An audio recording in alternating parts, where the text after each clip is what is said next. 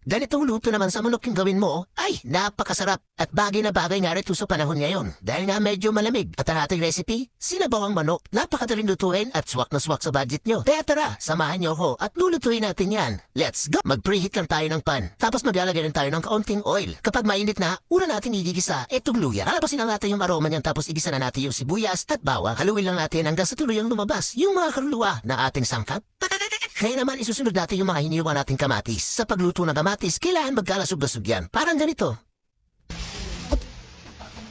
Then ilalagay natin yung mga karne ng manok. Siyempre, nahugasan natin to ng malala. Kahit anong parte ng manok ay pwedeng-pwede yan dito sa ating recipe. Sasangkutsa lang natin to hanggang sa tuluyang kumapit yung mga aroma dito sa karne ng manok. At kung nanonood ka ngayong araw na to, welcome po kayo dito sa Kayamyam Vlogs. Medyo okay na nga kaya maglalagay na tayo ng prime butter. Medyo sakto lang at sindami ng karne ng manok. Pagkatapos ay tatakpan lang natin hanggang sa tuluyang itong kumibot-kibot ng malala.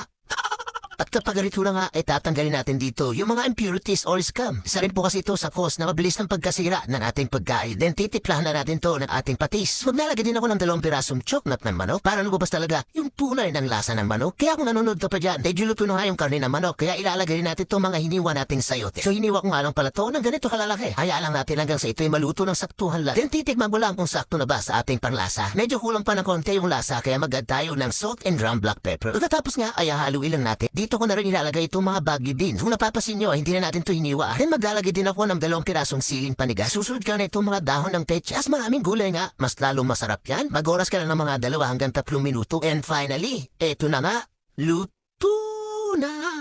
Baka si Chef Bertie yan. O siya kung nagustuhan na itong ating recipe, pakisure naman at itag mo na rin ang buong pamilya mo para makahigop sila ng masarap na sabaw. At kung bago ka pa lang, mag-follow ka na. O siya, hanggang dito na lang uli.